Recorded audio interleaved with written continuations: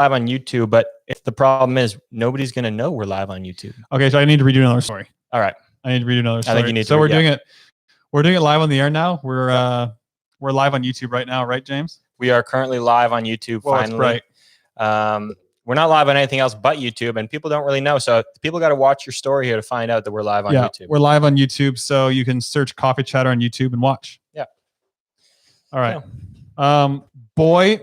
We covered it last show. My week. We got to hear a little more in depth because we only got insane. We only got half your week, really. So from what I heard, you had. Well, we came back from our Kamloops trip. You went straight into school, and then you had camps, lots of school, some more camps, lots more school, and then more camps by the sounds of it. Yeah. So I did the podcast with Bob, and then I went home, studied accounting for a couple hours.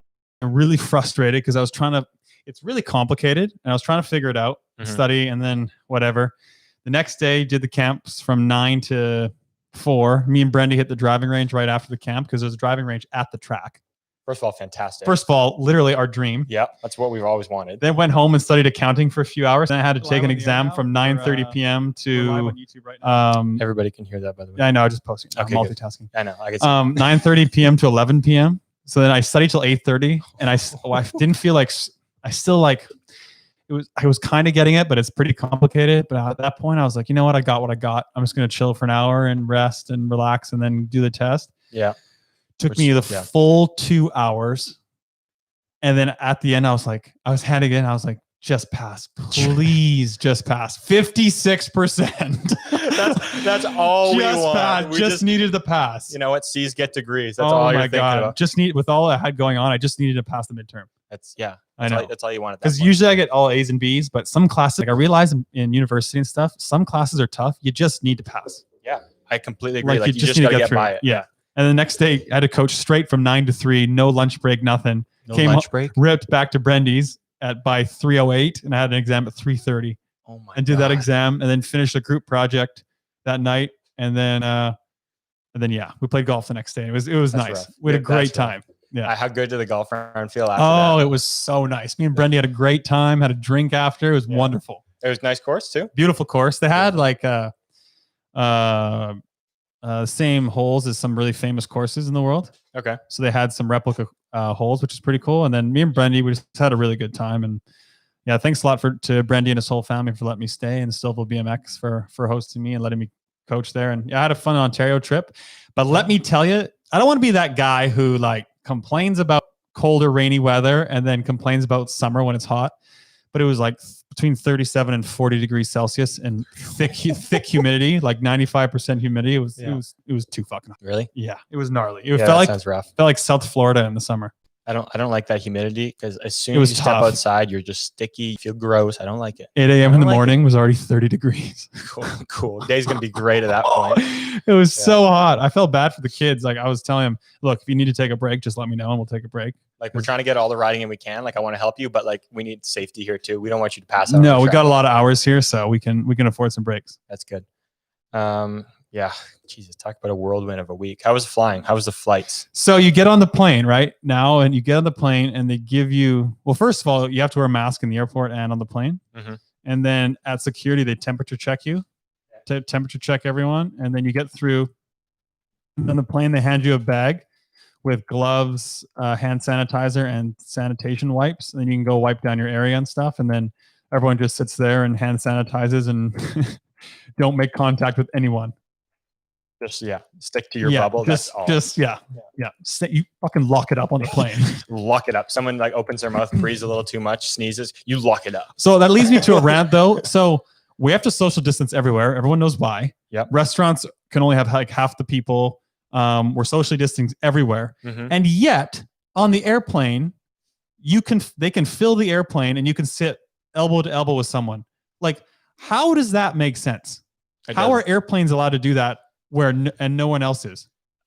It's ridiculous. It's not right. It's fucking unbelievable. They can sell middle seats. You know, granted, the flight wasn't full, so I had a seat next to me open. Yeah, but that doesn't mean they could. But still, how are they allowed to when no one else is? That makes no sense. No, it doesn't. It's ridiculous. Yeah. You should not be able, like, we need to social distance still. They shouldn't be able to sell the whole plane out. You should have to leave the middle seats open, I think. I agree. Yeah. I thought that was a common thing at this point, that they were all just bullshit, doing that. I think. Yeah. Everybody's like losing a little bit of money. And obviously the airlines have lost a boatload of money. They're probably going under at this point, but you can't just throw everything back into this little tube of germs and expect everything to be okay. know. You're just like basically just circulating everybody's hot, sweaty germs around in the plane. Like, yeah, no, it's already ridiculous. gross. And then now with this, now that we know this thing is, going around, it's like, no, thanks. No, like you make sure there's at least a middle seat between me and the person next to me. Fucking like, lock it up, Air Canada. Just lock it up. Like, we like you guys, but like, lock it up. Lock it up. Lock it up. So that was my week. Yeah. Do you think it's okay? I'm just going to throw it out there. Do you think it is weird. I don't even need to ask you. It's weird that I've seen some tweets and it's been like people I don't even actually know personally, Americans, BMX racers. I don't know them personally, but I've seen it on Twitter and people are like, oh, like all these tests, of course you were going to go up in numbers because we're testing more. And like, I don't believe the numbers. This is bullshit. Like, what do you mean? Like, first of all, you're doing the test because you have a lot of people that have it. That's important. And the reason why you keep getting all these numbers, they're not fake numbers. It's because, you're all positive for the test. There's no social distancing and Yeah, I think ideally you test everyone so then know. Yeah, like ideally. I'm pretty sure your country isn't getting more and everybody else is getting less because everybody else stopped doing it. It's because we actually did a lot of social distancing and we're still doing it. Yeah, and that's why our numbers are going down, not because we're just not testing and you guys are testing and like, yeah, we've done a good job here. And I was thinking about it too. Canada, we're at more of an advantage too because we have less people. We're more spread out already too. So that's definitely a big advantage for us. And yeah, it's been pretty strict up here and it still is pretty strict. Yeah. Yeah. I'd say it is still. Yeah. It still seems like common for people to keep their distance, like wear a mask, like be cautious when you're seeing a lot of people, all this other crap. And I've seen some people post about hoping Rock Hill goes off in the fall. Like we talked about it last show, but I really don't see it happening. Yeah. We got to talk about this. So that was kind of going to be my social media check-in today because, okay, we got Rock Hill coming up. If it comes up in November, it's a World Cup. Yes. Everybody, including myself, including yourself, we all want to go. But if it's not safe, like if it's still what it is right now, and they're just like, yeah, we're going on with the race. How many people show up? Yeah. Do people fly in? Are people allowed? Because I don't think people can even. Technically, from what I know, and I could be completely wrong, but you got to go in, or wherever you go, you got to fly. And if you go there, are you supposed to quarantine when you go there? I don't think it's a law in the US. It's not in the US because in my head, it was like if you go to a different country, you got to quarantine for 2 weeks. And if you come back in your own country, there's another 2 weeks. It's a rule here, but I don't think you have to go into the US. I could be wrong, but I don't think you do. Because that was going to be my first issue is like, okay, so does everybody go 2 weeks early, quarantine? Not I think that's just here. Okay. Well, compared. So I don't think, but then like some countries aren't even allowed to go into the US and it's just kind of, well, who knows where we'll be in a few months, but I don't think this is going away anytime. This isn't going away anytime soon, obviously. So yeah, at this point, it seems unrealistic because at all costs, they want to get. You'd think they want to get world. Honestly, champs. The way things are going, I wouldn't be surprised the Olympics don't happen next year. Yeah, fuck that, they're gonna happen. I think they will, but I wouldn't be surprised at this rate if they wouldn't happen next year. There's a lot of things that could happen. I wouldn't be surprised one bit. I was thinking about this, so I guess you could create a massive bubble where you test all the athletes coming in and whatever. But then it gets complicated because then you have to test all the workers coming into the village and everything. But then they're not staying there. So they're going home and coming back. And so what are you going to do? Test them every single day? Like it's not really realistic to do that. That'd be really tough. And doesn't it take 2 days for you to find the results? So I don't know, actually. I think it takes it's not just instant. It's not like they're just, okay, yeah, you got it, you don't. It's like, I'm pretty sure it takes a little while. Can you imagine? They just, I could be wrong. Oh, no, it has to be instant. I think, I don't know. I actually don't know. Because I know in a lot of sports are doing like the temperature check when you go in. Yeah, but it's kind of like, you could have it and not show any temperature yet. It's not really a foolproof check. Yeah, because I was going to say like the issue they had in golf was people got tested for it. They got the results later. Like it wasn't instant. I think it was a couple hours though. Okay, well, a couple hours. Yeah. Okay. But I mean, a couple hours in the village, that's a lot of people you walk into. Yeah. Can you imagine it doesn't happen? Then what? You just going to move it to the next year? So then it's just going to be combined Winter and Summer Olympics in the same year. Then the winter everything gets pushed back. And then Olympics is just 2 years apart then? Then summer and winter just switches years, I think, at that point. I think it switches years at that point, but that's logistically. The Olympics is logistically probably the hardest sporting event to have go off because you have people traveling from all over the world staying together. And that's just probably the worst thing you can do is something like this. I would think so, yeah. Yeah. Not to mention the people of Japan probably wouldn't be stoked to have people from all over the world coming and whatnot. No, because not only are all the people that are like the athletes coming, you got to know that there's family and friends. They're still going to fly and they're still going to come try to watch their family compete and whatnot. And you're right. People in Tokyo, in Japan in general, are just probably not going to be happy with that. Can you imagine? Just canceled next year. Just a complete write-off. Brutal. That would suck. Oh my God. Boy, did I retire at a good time. It always circles back to that. Circles back to, boy, I'm the smartest guy, aren't I? Oh, that's insane though. What else we got? What else we got? Let's see what else we got here. Well, that was my social media check-in. We don't really have much more. We don't really have a ton before we get into Arielle because we were rushing to try to get this live stream. We currently have 5 people we're doing a live. live stream next week. We're gonna do live radio show next week. So let's talk about the issues and what we're trying to do here. So we're trying to have live shows go off now. We have a phone number to call into, which we have.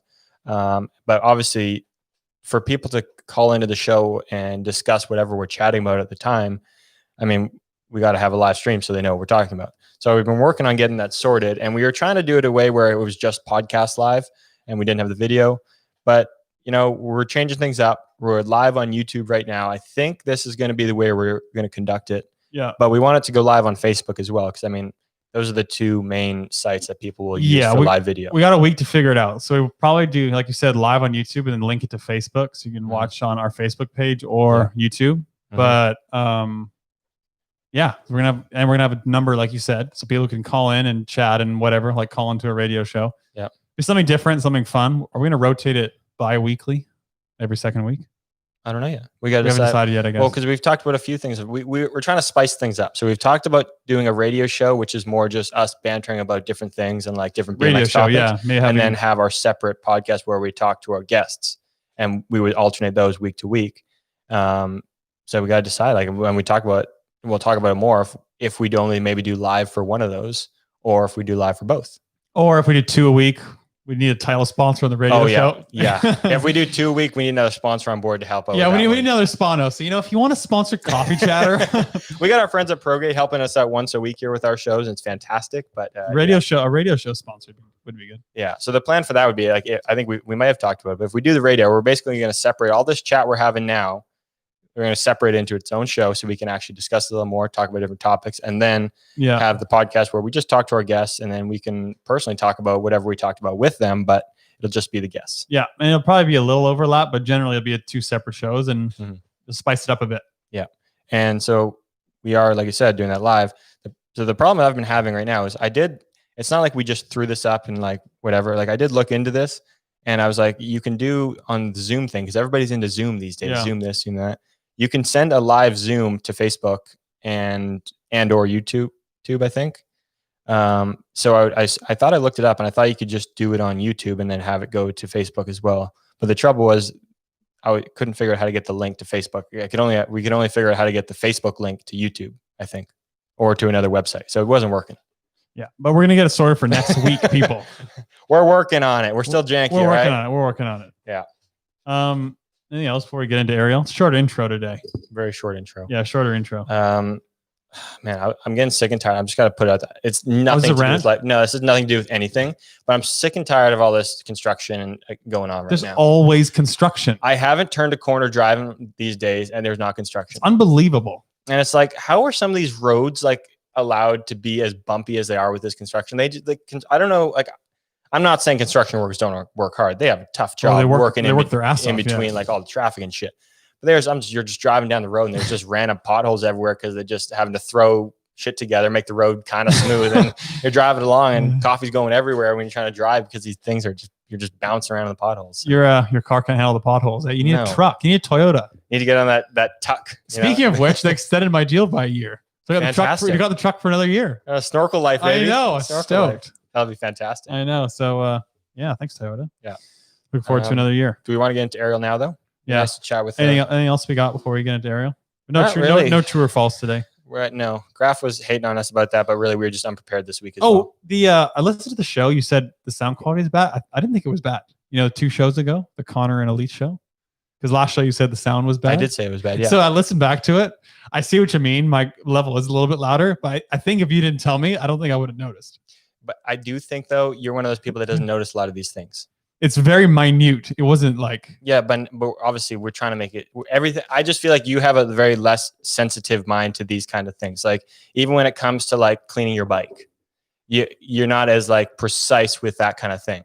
So I think when like myself or someone else hears it, maybe like, I just feel like we have this equipment. It's got to be, I want it to be perfect. I know. It's like when I listen to it, if you didn't tell me, I might have noticed, but like, I think I only noticed because you said it. Probably. Yeah. And so like for me, I see this and like when I see your things at the very top, I'm like, no way, that shouldn't be there. And Graph's the ultimate test. If Graph says something, that means it's That's wrong. true. Because he always calls us on some stuff. Okay, Graph, if you're going to listen to this, like, let us know who's right, who's wrong. Yeah, he always calls us on some stuff. So if it's good though. Keeps us honest. I like it. So if something's a little janky, he's going to call us on it. He is the one. Yeah, he is the one to call us on it. But I think that's where it comes down to. It's our level of sensitivity, and our quality level is very high now. Our standard level of standard. Okay, it is. So we got to. All right, here it is. Hold on, I'm not saying we're just perfect, but I'm not saying our level of quality is decent now. Yeah, that's our point. Like we want it to be really good. Yeah, because now that we have this equipment, so you decided to do your last show just on the road in the rain, casually, literally the only time I had. Literally, it was either that or no show, or you and Bob chat this week. You should have. In the rainstorm, I think you should have pulled over. That was unsafe. I'm on a freeway. You should have I'm on a freeway. I think you should have done the show and then driven, or driven and then done the show. I didn't have time. That was unsafe. I literally couldn't. What How is it unsafe though? I'm just talking on the show. I don't have my phone out. Well, I know, but I'm through Bluetooth. Well, because then you're not as focused on the show. But it's like you're either focusing on driving through a rainstorm on the highway where you literally said, "I can't see." But that was it was a slight exaggeration. I could see, but it only rained for like 2 minutes. All right, it's one of those things, You want the show to be good. The kid's driving down the highway. I thought the show was good. The only time it was loud was when. Yeah, I haven't listened to it back actually. It was great to hear from him. I think he's got more to tell too. That's the funny part. I think he's got. We got to have him host one of these ones. If we can get him in studio, or it would be fun. Next time we're in Cali or something. Yeah, he's a good time. Yeah, great time. All right, we're gonna call Arielle because we're already behind after trying to set up the live. 30 minutes behind of what we told her we were gonna call her. I'm kind of bummed. Like I put on the YouTube. I told people to call in. Nobody called in. All right. Next week. Learning process. We'll get there. Do you like it? It's not home. I mean, I miss the West for sure, but it's a good place to raise a family. And the longer I'm here, the more I can come to appreciate it. But I still think West is best. I miss the mountains out West. Where did you? It's James, by the way. How's it going? Where did you actually grow up? I grew up in Utah. Okay. Okay. Yeah, Salt Lake, right? So, yeah. Rad Canyon BMX was the home track. I thought you were local there. Yeah. I always really liked racing there. Yeah, it's a good place. I mean, the altitude hurts, I think, for a lot of the people that aren't used to it. But yeah, man, it's crazy. I always go there in the summer. We usually base out of there. I take the kids out there, and I do a lot of coaching and stuff out there. And it's the first summer I haven't been out there since I can remember, really. So it's kind of surreal. Did you ever think that helped you being at like training and growing up at altitude? Because they say obviously in the motocross world when it's more like endurance stuff, like Eli Tomac coming from Colorado, he's got like an advantage because he grew up in that altitude. Did it ever help you? Do you think? I definitely think in an endurance sport it would. Mm-hmm. I don't know that in BMX, 30 to 40 second efforts, we're really not tapping into much of an aerobic system there. Mm-hmm. As much as it feels crappy when you cross the line and your lungs are burning. You just gasping there. Yeah. I mean, what I had a harder time with, the worst for me was Florida, because I would go there and I felt like I couldn't breathe because I lived in such a dry climate. Yeah. It was so humid when I'd go there. Then it was I literally felt like I was choking on water. And so I hated those races when I was growing up. I really so painful. Yeah, I hate the hot, humid weather. Yeah, that's where I live now. It's just like that. It's just super humid and hot, which is why I leave every summer. Just sticky as soon as you walk out the door. It's the worst. Yeah, it's brutal. Yeah. What are you up to these days? Obviously, you're coaching some riders, right? Yeah. I'm coaching, just playing mom and trying to kind of get through the day-to-day in the COVID world we're living in. But I'm staying pretty busy. Honestly, I feel busier than I was before. I'm just not traveling to races, right? But just trying to manage all the athletes and keeping them sane and, staying somewhat fresh while not burning out. Kind of repeating the day to day. And then, my daughter was out of school. She, schools closed down pretty early here in March. And so I was juggling that and I had a new baby. So it seemed pretty busy for a while, but I think we got a grip on it now. Who are you coaching? So I contract work with USA Cycling. So I've got Cameron Larson, Peyton Ridenauer, Zach Van Kamen, and Danny George, and Spencer Cole. They're under my USAC race athletes. I also work with two of the freestyle girls for strength and conditioning. I do Hannah Roberts and Paris Benegas. And I have a track athlete, Emma White. I do her strength and conditioning as well. And then, just a handful of other BMXers that I kind of work with privately. But Tegan Pascal, she's one of your Canadians up there. One of our Canadian horses. Yep. She's a big horse. Yeah, she's good. She is. She's really good. She's been a ton of fun to work with, man. That kid, when I first met her, she was 13, and like her dad's a super cool guy. He's pretty persistent about, wanting to work with me. He'd met Jill Kittner and she'd referred him. And I was a little hesitant at first. I just hadn't really done a ton of work remotely with people I didn't know yet. But yeah, she's fascinating as a coach. She's kind of one of those athletes that you love to work with because she's so intense and she just puts so much effort into it. And she's not a quitter at all. So, when we first started, it's like her wheels wouldn't leave the ground. That's just, she had never done that, but, and I used to say, like, back in the day, I was like, if a girl's not jumping by 13, they're not going to jump. But she's proved me wrong. Like, in every way, she's definitely one that she set her mind to it and has come so far in the last few years. It's been really cool to see.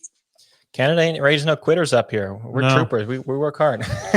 What do you? I think it's all that rain. Yeah, we got seriously. to. I actually used to hope it rained at races just because we're so used to riding in it, and it would be an advantage because everybody they'd hate it. They complain, they hate it. And we're just like, bring it on. I actually got excited when it rained. Yeah, I was that way too, just because I felt like a lot of the chicks freaked out. Yeah, not that I loved the rain, but I always would try to make it my advantage. So. No, actually, racing in the rain sucks, but we're just so used to it. What do you find challenging with coaching? I don't know. That's kind of a loaded question. Like, I find it more of a challenge in a positive way than anything in terms of learning how every athlete ticks. So I don't coach a lot of athletes specifically because I want to give as much as I can to the athletes that I work with. So I get a lot of requests to work with, numerous kids, people who want training programs for their 9-year-olds or whatever it is. But high performance is really what I love and what I enjoy. And learning how to talk to, the way I talk to Cameron is different than the way I talk to Peyton. And the way I talk to Peyton is different than the way I talk to Tegan, and they race each other, and that whole dynamic's just been, I find it like challenging in such a fun way, just taking my experiences from what I learned as an athlete and then through college and through school, which is what I did all of my education in, and sort of putting it all together and trying to figure out how all the pieces fit for each individual rider. That's interesting. That point about kind of coaching the females versus the males differently, I've always been fascinated about that. And Amanda Carr talked to me about it one time when we were just chatting, and it was like, she read a book about it, I think, and something to do with like, if you tell a guy something, he often will automatically just think he did it right and you're wrong and whatnot, and like brush it off. But a female is more common to just say, oh no, like that's definitely me. Like I definitely did that wrong. And they just put it all on their shoulders. Do you notice that? Is that actually true, do you think? Yeah, it's a fascinating dynamic. And I would say that it's hard to generalize because even between, say, Peyton and Tegan, they're very different. Their personalities are very different. Tegan is very serious, while Peyton is very like goofy and lighthearted. And so, when I work with Peyton, I tend to be more goofy and lighthearted and fun and high energy. And then when I'm with Tegan, I'm a little bit more serious. But girls just in general, they will internalize a lot more than boys will. Okay. And so, with the guys, like with my boys, I can be a little bit more straightforward. And sometimes I'm a little bit harsher with them because they need to get the point across. Whereas with the girls, it's more of a conversational approach. I wouldn't say a soft touch. I mean, there's definitely a time when, you have to tell the girls to to pull their head out of their butts. But like, it's just a different conversation. And you just have to take into mind, like I remember as a girl, we have hormones that affect emotions and everything's interconnected when you're a woman anyway, whereas guys compartmentalize very well. And I feel like they have everything in their nice, neat little boxes. And so, yeah, it's just a different way of coaching. Yeah, it's interesting. Yeah, I've always been just kind of curious about that because it seemed like it seemed like I could kind of see it in people sometimes when I got told that. And I was just curious if that was something you could do, but it's obviously that's very generalizing to say it like the way I did, obviously. So. Yeah. I mean, because you'll always have exceptions within the rule, you know. Yeah. You'll always have some girls that like to be talked to a little bit more like a dude, Mm-hmm. and I feel like I was that way as an athlete. Yeah. Like I preferred when my coaches were just more straightforward, more direct, more didn't beat straight around up, the bush. You know, like that was sort of my approach and my style, what I liked. But yeah, everyone's a little bit different, and so I'm pretty big on the individualized approach as much as we can, because one shoe doesn't fit everyone, one training program doesn't fit everyone, and when it comes on race day too, like their individual needs, it's some of the riders really like me to be hands-on with them and want communication frequently. They want a video review, they want to do all that, and then some riders, they're like, look, I'm ready, like I just let me do my thing. Yeah. And both approaches are great. There's not a right or a wrong approach, but it is a little bit of a juggling act when I feel like, okay, I got to put on different hats for every rider, you know. When we're in the pen. Did you have any coaching growing up when you were starting and kind of racing and everything? Yeah, I mean, you know, growing up when I was a kid, it was, you know, the random guys from the track, which we see a lot.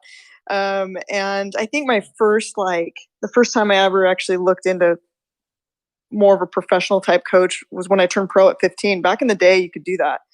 And so, you know, I turned pro when I was 15, which I look at that now and it's so young. Yeah, it doesn't happen anymore.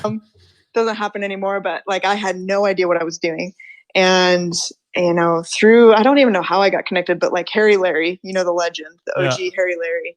I had an uncle that lived out in California, and I went and stayed there and started working with him. And then I started paying, I'd say Greg Romero was the first guy I worked with that I actually was like consistently paying. And that was 2007. And then he got the contract with Red Bull to work with Mikey and Jill.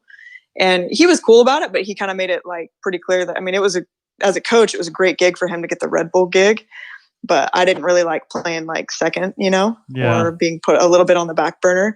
And I met PH at the test event. And so, yeah, from there I started working with PH, and I think we had a good 3 or 4 year run, what's really cool about all the coaches I ever worked with is I feel like I learned so much in different ways. Like with Greg, I learned really good sprinting. That was like, you know, Greg's big thing is sprinting. And then with PH, it was all about the skills. And he really transformed me, I think, in terms of that, like so much flat pedal riding. I mean, Tori, you know what it's like out there in France. I'd go out there in the winters, like January, February. I'd spend out in the south of France and do a lot of one-on-one work with him. And then I just kind of felt like I was lacking a little bit in the power department, and Sean Dwight had just moved up to the States. And so after talking with him, you know, I ended up getting on with him, and he became the head coach of USA Cycling for about a year. And so I worked under Sean, and then he kind of had a falling out with USAC and went back to Australia, and then they brought James Herrera in. So I finished my career under James Herrera just because I wanted a coach that was going to be there with me, especially as we were going into the Olympics in London, that was there on site, that had eyes on me and was kind of in my corner. And, you know, from James, I learned so much about like the nutrition. I mean, my background, so my undergrad was exercise physiology with an emphasis in strength and conditioning. So I already had kind of a good foundation with that. But James really kind of, I think, put the whole package together in terms of like, the nutrition and the recovery and the sleep and the race day preparation, and mentally he was just really good for me. And so I finished my career under him. So I feel like I got a good slice of a lot of good coaches that really helped to build my foundation as an athlete and as a coach. How was it turning pro as 15? That's so young. You're just a kid. Yeah, I mean, I was an arrogant little kid too. Like back then, you know, they didn't even have a pro class when I was growing up, when I was really young. And I remember they had a pro class. I can't tell you what year it was, but I was, 12, 13, I think, when they started the first women's pro class. And that's just what I aspired to. I mean, the Olympics was a dream, but it wasn't a realistic dream at that point. And I won 4 national titles in a row under NBL as an amateur. And then I was like, I'd always have something happen at ABA Grands. Like every year it was like I'd have always some horrible thing happen. And that year when I was 15, I was leading going into Grands, and I crashed dirt jumping, like riding trails. And last year to my liver, and It put me out for grands, and I was kind of like, screw it. Like, I don't want to do a whole nother year when I can turn pro, because in ABA you could turn at 15 and in NBL it was 16. And I was going to be 16 the following year. So I just rolled up to Reno at 15 and got a bunch of elbows to the face and got cut off. And, but I don't know. I wouldn't have it any other way. It was kind of what we did back then, you know, like Kim Hayashi turned that same year and Samantha Cools turned that same year. It was like my generation. We all sort of did that because for us, there really wasn't much left to be had in the amateur ranks at the time. I kind of like that approach of just kind of turning pro a little bit earlier, and just go for it. You just get your feet wet right away, and you're in there just grinding, and then you just get used to it really quickly. Yeah, and by the time you're 15, there was no shot at an amateur girls title because they hadn't made the 15-16 girls class. Okay. So back then, the only way to win the overall amateur title was if you were like 12 or 13, because that's where all the rider count was. So it's like when you're 15, like you're just going after a NAG plate every year. It just got, I don't know. My end goal was never to race amateur forever. Might as well make some money. Yeah. Amateur titles for the win. $300 for a win back then, boys. You think it's bad now? Wait, that was the pro win? Yeah, pro win was $300. I mean, it's about the same as now, right? with inflation, inflation and everything, it's pretty much the same. Yeah, fair point. But I guess when you turn pro, you just raced USA BMX because they didn't have Supercross back then, did they? No, I'm old, so yeah, it was NBL, ABA, battle of the two sanctions. What'd you think of that? I did both. Yeah, what'd you think of NBL and ABA back then? I think it was cool that we had options. So I think it's cool too, yeah. And it was 2 titles to go after, right? Yeah. So instead of just 1 title, it was 2.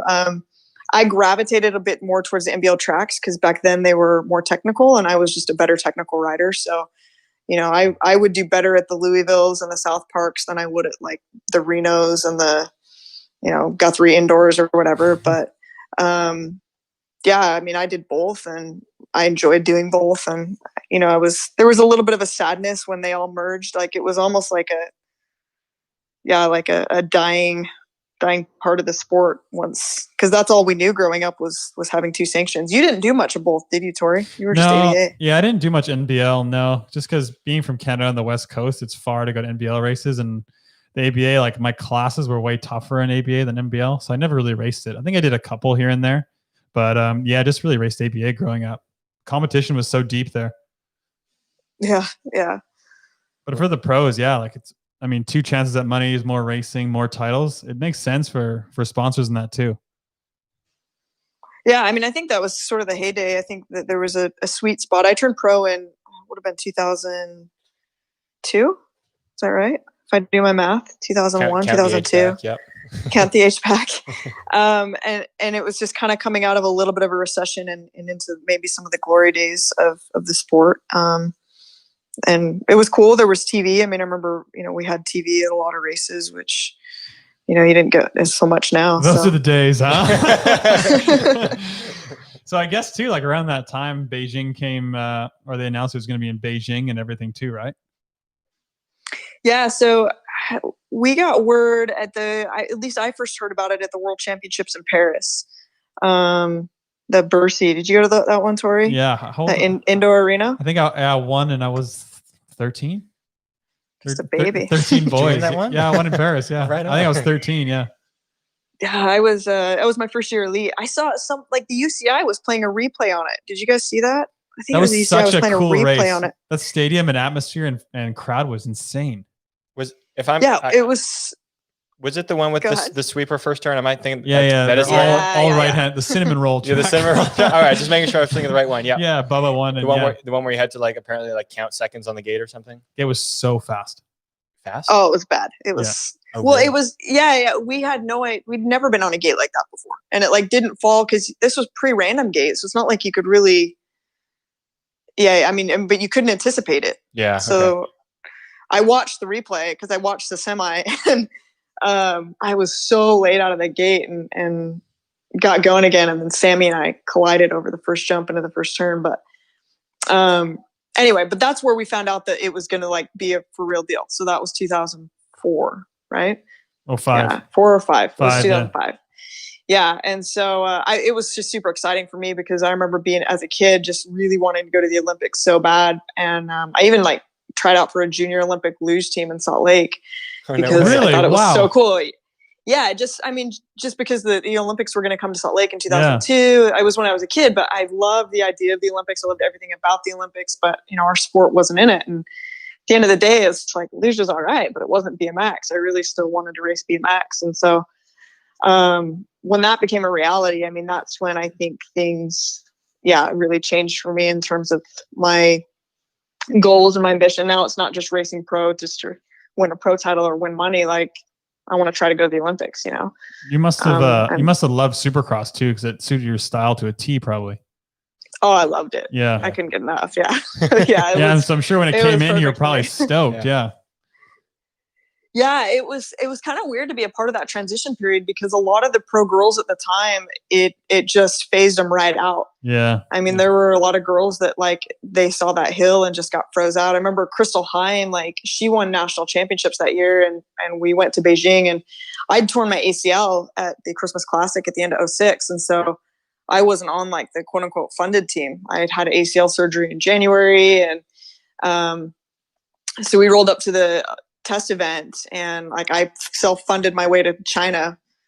Brought a friend with me, Stacy Patton. I was like, we come to China with me. I remember so Stacy Patton. Yeah, I didn't want to go by myself. And that was like the first time we ever saw a ramp. And the girls, and I remember like being in the practice staging area with Kim and hearing one of the like officials say, like, just overheard him saying, yeah, we don't think the girls are going to be able to do this. And it just fired us up, like Kim was also a really good jumper. And so she and I started talking and we're like, we're going to be the first ones down that ramp. And, of course they let us on the lower half of the track and they wouldn't open the ramp up. And finally she and I just sort of rebel runned it and ran up there to the top of the hill by ourselves. Show them up. And sent it. But I just remember that rush that first time. And you guys know the first time you get on a hill, there's nothing like it. No, I remember the first time I went up one was in Copenhagen at a World Cup. I would have been like 17. It's the first time I ever saw one too. I went to the top. I was like, holy shit, this thing's big. Yeah. So it was really cool, but it's such a short time to prepare, like that was August of 2007 and we had 1 year to get ready for Beijing. Yeah. Wow, it's such quick. A steep transition. Like no one was really used to it. Everyone was kind of new to it.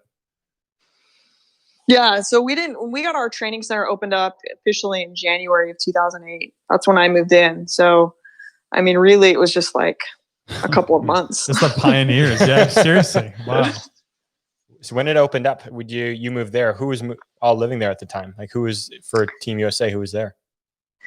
So they had myself and then Kim Hayashi and Amanda Geving, who was like the up and coming junior at the time, turning elite, and then Jill Kittner. And so Jill had been racing mountain bikes for a number of years. She'd been out of BMX for quite a while, 4 years maybe. And then, with the enticement of the Olympic Games, decided to come back. And Mike King, who obviously had been in the mountain bike world for quite a while too. He was, he knew Jill's potential in terms of her work ethic and sort of her race smarts and all that, and put a lot of, eggs in her basket and brought her in. And so I rolled up. I remember rolling up there and they roomed me with her. And, when she had raced BMX, I was 16 and she was 20 and she just thought I was like the most annoying girl.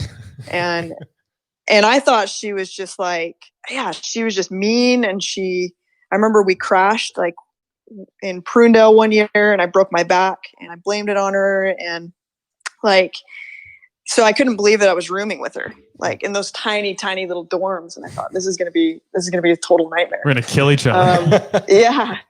But, I showed up and that first day, like she had a note on my pillow and she was just like looking forward to like, hanging out with you or whatever. And so she kind of broke the ice. And we honestly like became probably the best training partners that I ever had for sure in my career. Because we were able to like really, really push each other and our styles were quite different. She was really good in the turns. She was really good like with the smarts and really good with like the intensity, where I was like better with the skills and better with just sending it. And so we could push each other that way. And it wasn't long before she and I had really separated ourselves from the rest of the girls in terms of just the points and the qualification. And we had no idea, like, to be honest, you guys, we had no idea how the qualifying worked. Like, we thought we sort of had an idea, but the country qualifying, like, no one knew. It was the first time that we're going into the Olympics. And so we assumed that we were getting 2 spots. Like, I think we realized, but didn't really realize that, like, qualifying for the countries had started in 2005. And Jesus. Jill wasn't, so Jill wasn't competing. Oh, 2006. Yeah. Started, like, that's right. January 2006. Jill wasn't even competing in BMX. And I had torn my ACL end of 06, 07. And so the girls that were accruing points for our country were, you know, Kim and Amanda. And then there was another girl, what was her name? Rachel something, that were accruing points for our country. And then Jill and I came in like 07, 08, and we were winning everything, but we were canceling out their points. And so we fell off, like, our country fell off pretty quickly. And, you know, the guys were doing well, but, like, the girls, we didn't even realize we were ranked 4th going into the world championships. And then, like, Argentina had submitted some points. And, you know, at that point, Jill and I were sure that we were going together. Like, we'd already kind of made plans. My in-laws had booked tickets. I almost won the World Cup in Adelaide, like, 2 months prior to the World Championships. I bonked on the 3rd straight. And Sarah passed me. We don't have to talk about it. Let's talk about that. Thanks, Sarah. But, you know, like, you know, we just were so sure it was we were coming both together, going. though. Yeah. Yeah. I'd gone to New York City, and I'd done interviews with NBC, and I did an interview with the morning of the World Championships with NBC, and I was talking about going to Beijing and what it was all going to be like. And I was, you know, leading points. Jill was like 13 points behind me. And then there was a huge gap to the girls behind us. And so, you know, we woke up that morning and it was like, we're sealing our tickets to Beijing today. And, so got out there during the race, and I got into my quarterfinals, and I had Anne Caroline in my quarters. And Anne Caroline was like this enigma because we'd heard so much about her, but didn't really race her very often, if at all. Like, I can't remember. I might have raced her in Copenhagen that year, but we all knew that she was fast, and we knew that she was going to be a medal contender for Beijing. And I came out hot, like, I came out too hot in that quarterfinal. And we went on the last jump into the first turn, and I just overshot it. Like, I was hyped because I, like, was right with her bar to bar, and I just totally blew myself up. No one touched me. It was all me. It's just, and as soon as I hit the deck, I was like, oh no, like, I just went out in the quarters. And that morning, Mike King, our program director, had told me, he was like, hey, you really need to make the final because we're at risk of losing our second women's position. Jeez. And I didn't think anything of it when he told me that. And because I was carrying all the country points, and Amanda Geving and Kim Hayashi had gone out early in motos. And so he had told me that, and I didn't think anything of it when he said it. But as soon as I hit the ground in that quarter, I was like, oh, this isn't good. And so I called home from China to my mom, and I was like, Mom, I need you to ring up the points. I need you to see if he's right. And she, you know, checked the current whatever. And she was like, yeah, if Argentina, you know, gets 1 or 2 into the final, they're going to pass you guys in points. And so then the next question was, well, what does Jill have to get to pass me in points? And so she's like, Jill has to finish 6th or better in the final to pass you in points. And so now I was like super torn because, you know, Jill had become a really great training partner and a friend, but I didn't want her to make the main because if she makes the main, I'm out. Yeah. I'm not going to Beijing. Yeah. And so I watched like the semifinal, and she got in on the 4th slot, and I went and I threw up.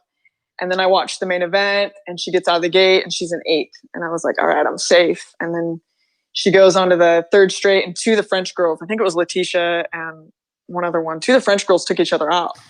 Oh boy. And she finished, she crossed the line in 6th, and that was it. It was a 1 point difference. She passed me by 1 point, and we lost our second women's position.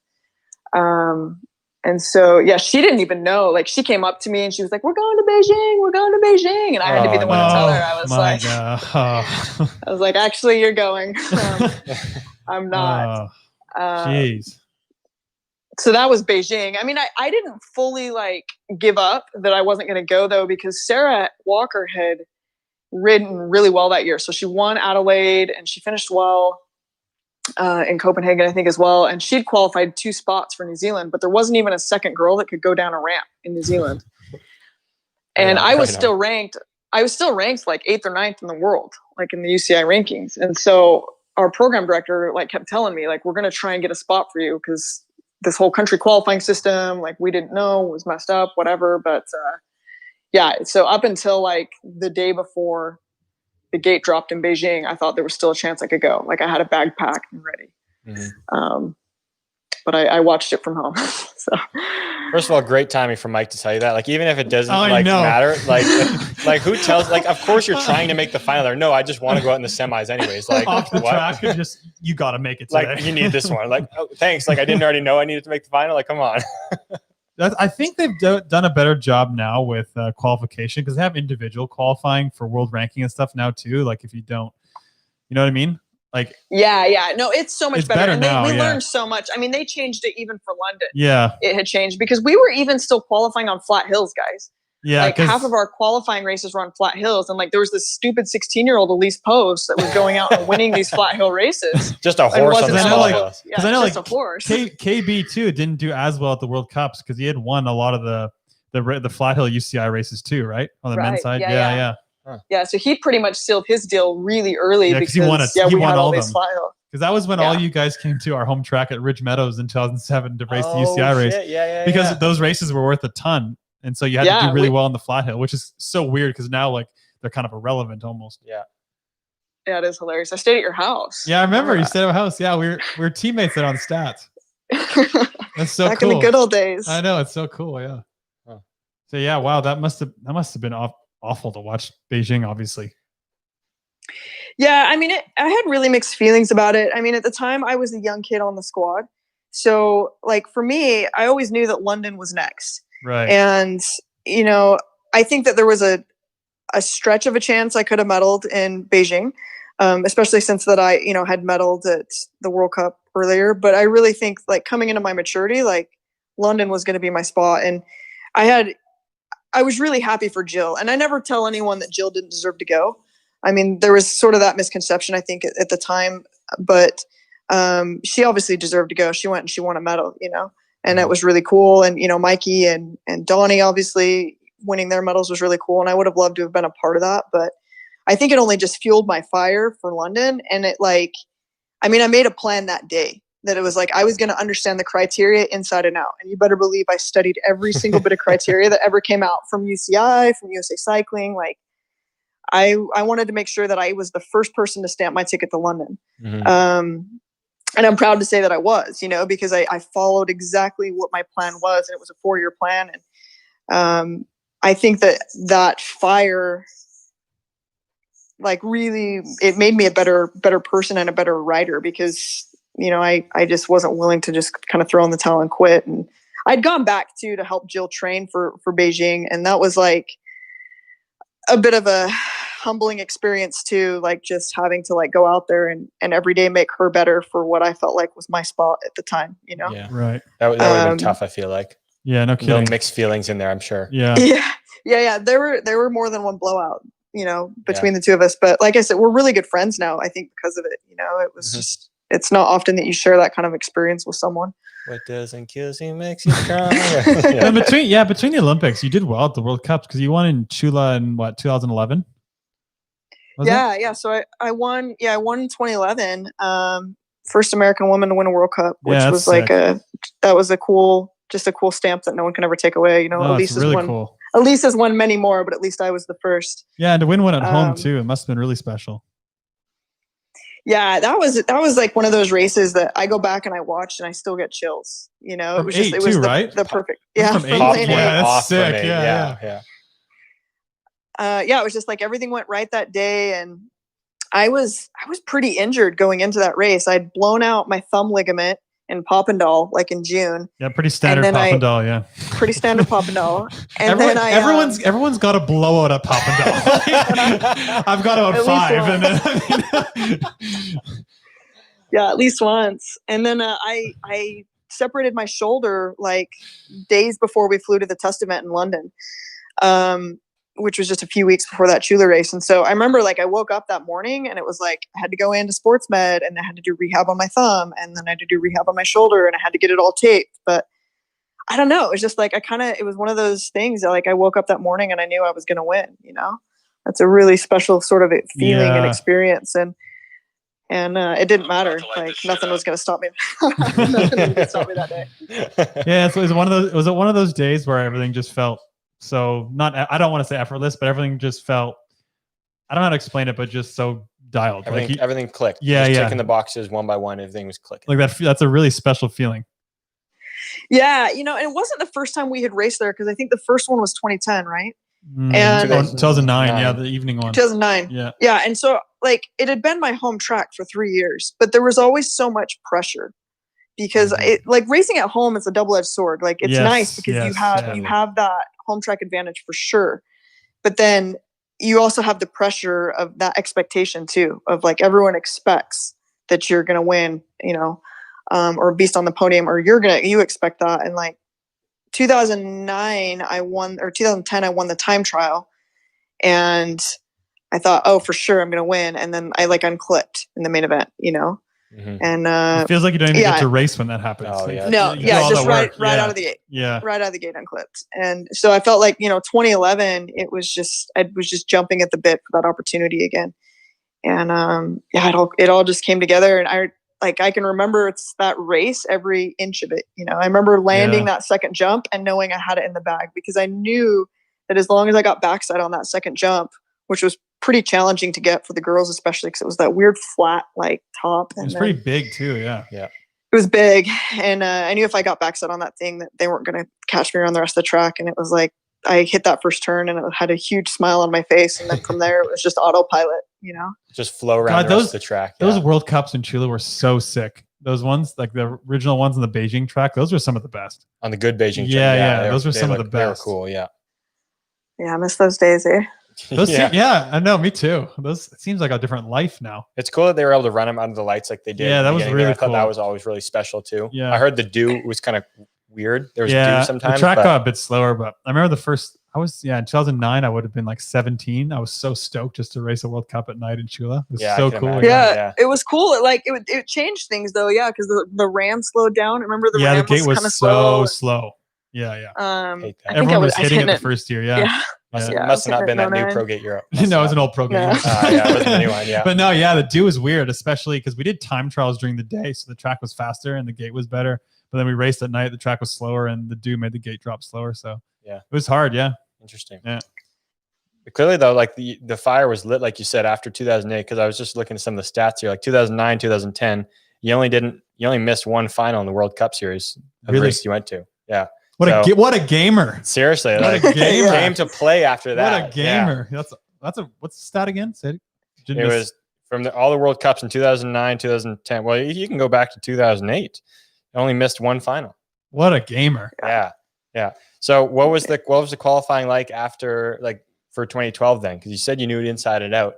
When did it start? Like, when did you know like you had to be sharp and they were all starting to count? Well, you know, country qualifying started 2 years out, but for me, I was like, it doesn't matter. I'm getting the first spot regardless. That's just because then it was first spot was a points, you know, based on Supercross, World Cups, and World Championships, which also favored me now because I'm not racing on the flat hill and I was better on the big hill. And then the second pick would be a coach's pick. But, you know, we pretty much knew at that point it was going to come off of World Cups or World Championship results. And so it was just, I mean, it was hard because you have to have that long-term goal, but you also have to stay very present. And so it's not like I rolled up to the first race of 2009 and was like, okay, London, here I come, because you still have to go through all of the steps one at a time. But yeah, my goal was the podium at every single World Cup, and I didn't hit it every single time, but you know, I hit it a lot.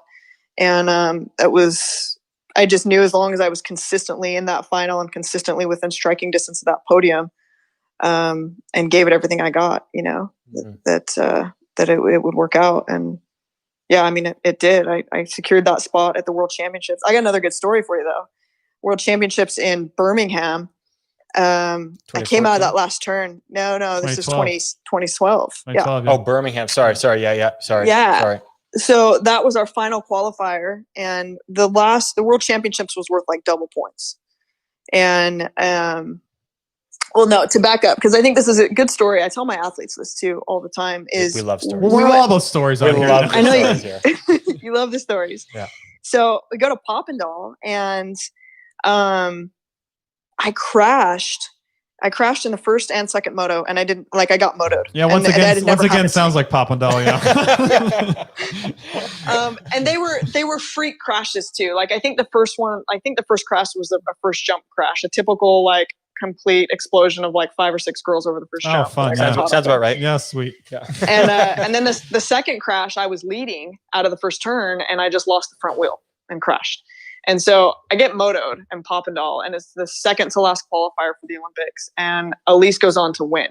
And it's right. So now I'm not the only American woman that's won, and I'm not the most recent American woman that's won. And so I had all of this stuff. Like I just had a complete meltdown there in Papendal after like the main event, thinking like, oh, I'm going to have a repeat right now of Beijing. You know, Elise had done well in Norway. I think she podiumed in Norway as well.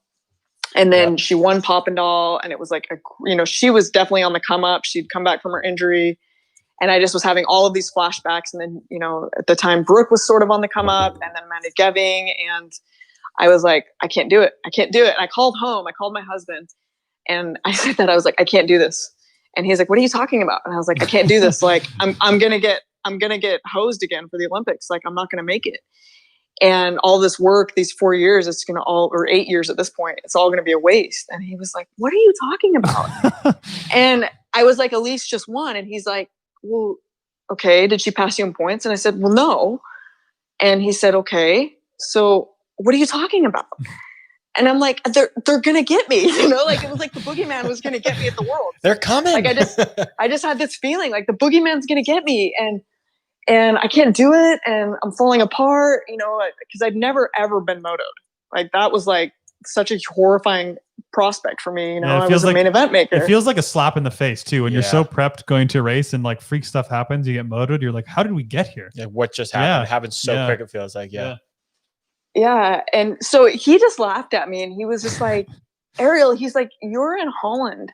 Someone paid for you to go and race your bicycle in Holland. Like, go get yourself a stroopwafel. Enjoy the experience, and it was just so ridiculous at the time. Like, and I tell that story to my athletes now, because it's like, we all reach those points, like those breaking points where we feel like we can't do it, or like, and really it's just ourselves. It's all in our heads, right? Because I was still leading points. Elise had not passed me in points. Like I was still going to be leading points going into the World Championships. I just wasn't going to have a big lead like I thought. And just because it hadn't gone to my plan, and you get so focused, especially towards the end, with that Olympic cycle, I was so focused on London that I had lost sight of just being in the moment and being present and enjoying that opportunity, and it took a big weight off my shoulders. Like when he was like, you're going to be okay. Like, you're fine. Like, and appreciate where you're at right now. Appreciate that someone paid money for you to go to a country. Like how many people would kill to be in Holland right now? It's easy to maybe lose a little perspective or get caught up in it. Cause especially the year of the Olympics, it's a pressure cooker, and all the riders put so many years into that. It's tough, and it's so true. You really do have to stay in the moment. It's so cliche, but the Olympic year is a pressure cooker all around. Anything, everything, any good result, bad result is just so magnified. Yeah. So anyway, we go into Birmingham, right? And now my points lead is, I don't remember how far behind me Elise was, but she was closing the gap quickly and riding well. And again, my end game, I wasn't going to be the number 2 person. I wanted to be the number 1 person for London, and because I didn't want any like second guesses with the coaching. Coach's selection. And, you don't want to mess. You don't want to mess with that. No. And I was always a pretty good time trialer too. I was usually top 5 times. You know what? The best riders are, Arielle. Yeah. But I finished 17th in the time trial in Birmingham. Like I was outside of the top 16 for the first time again in my career. And I was like, oh no, like this is not good. I suck. I'm done. And I had another like complete meltdown. I was working with Jay Rich at the time, and like first I texted my coach James and he didn't answer, and I texted Jay Rich. It's like 1 a.m. and I was just melting. Like I didn't make the I didn't make the time trial final. Like that had never happened. And, you know, I'm going to lose my Olympic spot, and just this complete meltdown. And what a guy, that Jay Rich. He like came over to my hotel, and we sat in the lobby, and he just like kind of talked me through it and helped me kind of like, I don't know, I guess like he just kept bringing home to me like, what happens if you don't make the Olympic team? And I was like, it'll be like all over. It'll be worth it. Like worthless. I'll be, you know, and he's like, no, like, are you still going to have people that love you when you cross the finish line? Well, yeah. You know, I was like, okay, are you still going to be like a good rider when you cross the finish line? Well, yeah. Like, and he just had to sort of baby talk me into like realizing and accepting that like I was not defined by whatever place I was going to get that day. You know, I was not going to be defined by the Olympics. And it was such a 180 when I showed up to the track that morning, because I just felt so steady and so calm. And it was probably about the same as like when I raced that and won the World Cup in Chula, where I just felt like totally calm. I was watching people exploding all around me, like literally on the track, in the pits, because it's a pressure cooker for everyone, worlds before the Olympics. You know? Yeah. And I was just watching everyone, and I'd had my meltdown. So it's not saying I didn't have a meltdown. I just had mine like 8 hours before I got on the track. But once I was on the track, I was super steady, and it was again that feeling like I knew. So the gate drops for the final, and Elise is leading, and she goes down, and I come out of the first turn, and I'm in third. And I was like, I got this. I'm going to the Olympics, you know. And I come out of it's bad. It's bad when you're thinking that in the first turn. Yeah, okay. So I'm going, baby. I come out of the last turn, and I'm still in third, and I'm like, this is awesome. Like, I'm stoked. I made it. And I just let off just a little bit, and then I hear someone coming, and I'm like, oh no, there's someone coming. Like, I'm not just, I just had lost touch for a minute, and Romana Lubkanova got me at the line. Like, it was a photo finish. They had to, so we came across same time, photo finish, and they have to go and they have to check the photo, and she gets me by whatever, one knobby on a tire, right? Yeah. And so I went from third to fourth at the World Championships, which at the moment I didn't care because I was going to London. So I was like, whatever. Yeah. Like, I'm going to London, you know. And the first thing Mike King says to me when I got up to the pit area was like, well, that was a $25,000 mistake. Oh, shit. And then I was like, oh, and, you know, and then I realized, because you get a training, at least the criteria then, which I think it's the same now, is like if you podium at the World Championships, it's a $25,000 training stipend the following year. And so that was a little bit of a downer to my excitement in the moment. But lesson learned, kids. You got to finish the race before you start celebrating. Yeah, that's just the worst when you get line nipped. Oh, like, my God. You just want to get mad at the other person, but you're like, you just want to run. You just want to run head first into a wall. Oh, that is just a sickening feeling. Yeah. Yeah. But I guess, I guess you didn't care. I mean, obviously you cared, but I mean, you were going to the O show, so it must have been just over the moon. Yeah. Oh, it was. It was awesome. And, you know, it was weird feelings with the Team USA crew because there were a lot of like upset people. Yeah. Cause like half the people going are so excited and the people not are devastated. Yeah.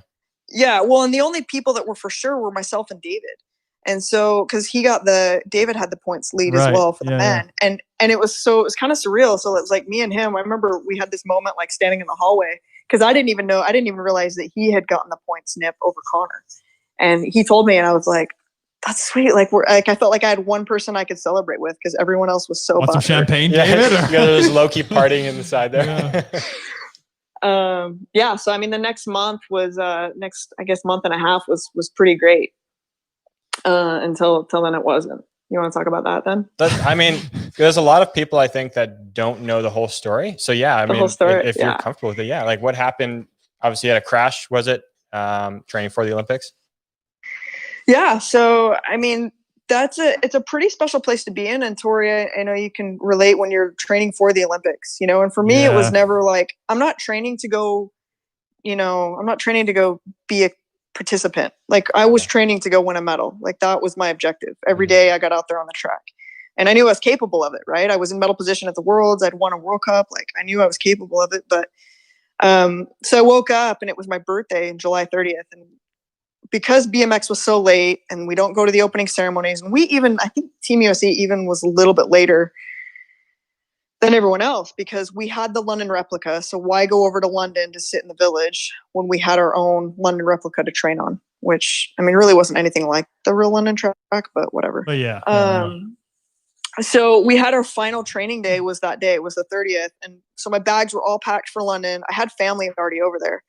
My bags were all packed for it. I put on my Olympic uniform that morning because we wanted to make sure there didn't need to be any more like last minute alterations to the uniform itself. And so, and I remember like just looking at myself in the mirror and I wrote down in my training journal that morning, like, I'm living my dream. Like, I'm going to the Olympics tomorrow. Like, it was such a surreal feeling, you know. And I got out on the track and I had 2 bikes that were custom made for the Olympics. You know, I always took 2 bikes back then because just in case something happened, I wanted to have another one ready to go. And so I'd been training on one bike, but I was like, I probably should ride the other one just to like make sure it's all good as well. And got up there and I only had like 4 half laps was my total training for the day. I still remember that. And I'm like arguing with my coach, like, oh, come on. Like, we're not racing for like 10 more days. Like, let me do more. And he's like, nah, that's it. You're warmed up. Just knock out 4 half laps and we're tying it up. We're gonna go pack the rest of the bags and we're off on the plane. And it's like, I look back on it now and it's like, I remember every second of the events that happened after that point because I've replayed it so many times in my head. Right. Oh, yeah. And like, I remember I got out of the gate and I charged down the hill and I had just started jumping that triple into the first turn, like a few weeks prior. Which I was so proud of because at the time I was the only girl that was doing it. And that's just such a confidence boost, you know, when you're hitting this huge 42-foot triple, especially as a girl.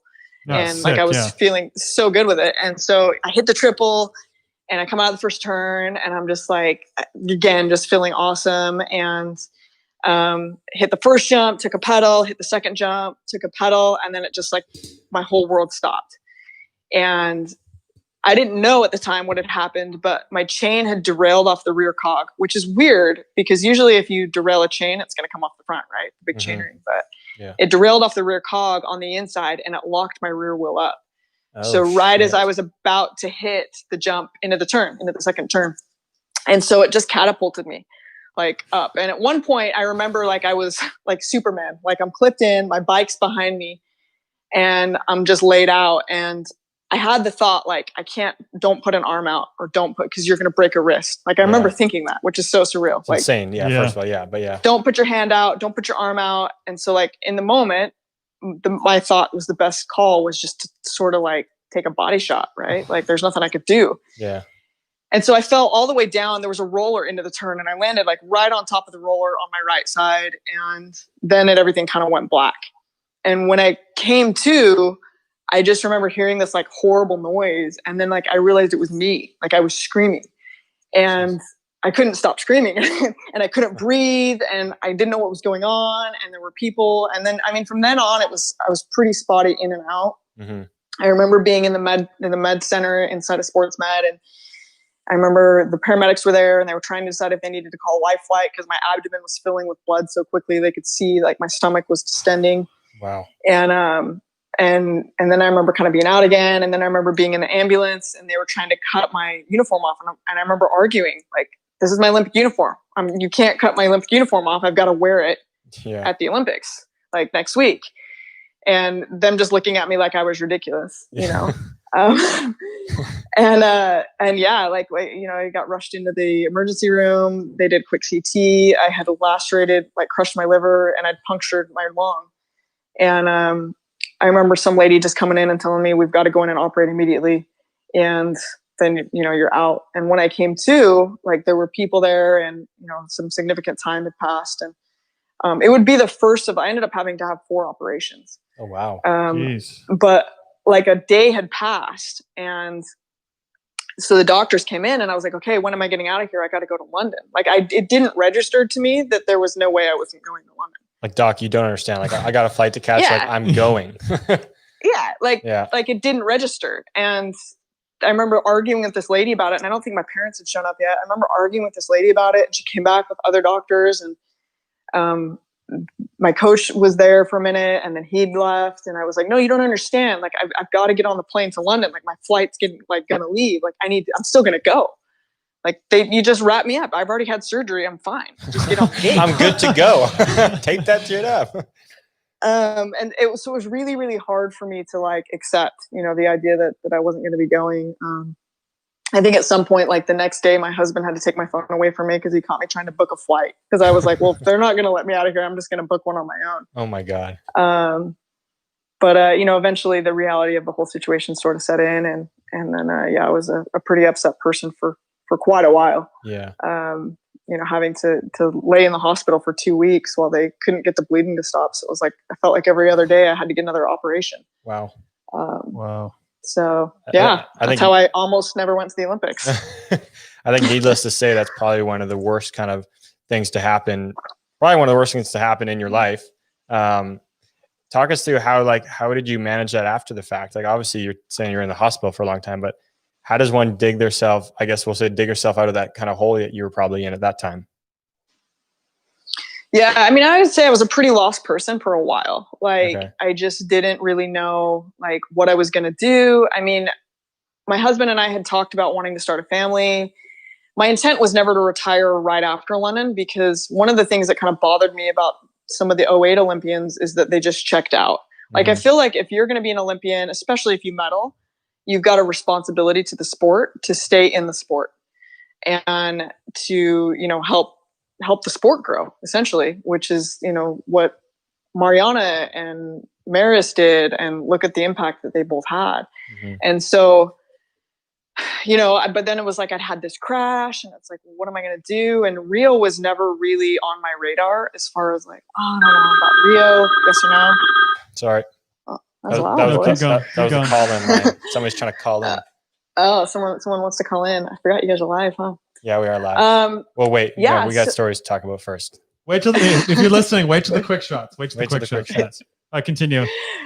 Yeah, so I didn't know. I didn't really know what I was going to do at that point. And about a month after I'd gotten out of the hospital, we got a phone call that my husband's brother had died in a cycling accident, like super unexpectedly. As he was doing a road race and hit a pothole and went over a bridge. And it was such a horrific thing to have happened. Like, I still was in the middle of my recovery physically. I still had to, like, my last operation wasn't until November of that year. I still had a stent that was in my liver. And so physically I was still like in a pretty rough place. And then when his brother died, it really put a lot of things in perspective for me, because I was able to finally find some gratitude that I was still alive. I almost died. And that's what, like, when my mom and when my husband got the phone call, like, they were intubating me and putting me on life support is what they were told. Wow. And so, I just felt a lot of gratitude that I still had my life. And then I just felt that my family was so important, and that it was really important to focus on my family in the moment. And I honestly think that's what helped me kind of get over myself, because I was like, you know what, not going to the Olympics is not the worst thing in the world. There's a lot of things that are a lot worse. Yeah. But for that month, it was like, oh, like, I was so depressed because I didn't go to the Olympics. And then after that happened, I was like, oh, well, I mean, I'm actually really fortunate and I'm really lucky. And so I had a conversation, with my husband probably in around October. And I was like, I don't want to end my career on that note. Like, I can't end my career, which it was at that point, like, I couldn't just walk away with it and have my last memory be crashing, almost dying, and losing my Olympic spot. Yeah. There was something that I felt like I needed to just get back out there to overcome it all. And so he was supportive, thankfully. And so I started talking with my coach again, and started talking with, the program, and was like, laid out my plan. And those first few training months were pretty rough. And they had told me, it was like, you probably should plan on a year till full recovery. But I didn't really have a year to wait. And so I rolled up to Manchester in 2013, which was probably would have been March. That year. It was early. Mid-April, my birthday. That's how I know. That's how you know. Yeah. And so I started training in January, rolled up to Manchester in April, and I made the main, took fifth. And I was like, all right, like, I still got this. I'm all right. I'm back. And then went to Popendal and took second, and started kind of thinking, all right, well, maybe Rio's not that far away. Like, I still got a couple years left in me. I was only 28 at the time. Yeah, I was 28. but sort of as it kind of went on, it just didn't feel right. Like I was riding really well. And that year was probably the best year of my career in terms of just how I felt. Like, cause I went into every race and I put everything on the line and I walked away completely satisfied. Yeah. Like every World Cup I went to, every race I raced, even like Louisville, like I had so much fun in Louisville that year. And I was like, man, like I miss just going to races and just purely enjoying it.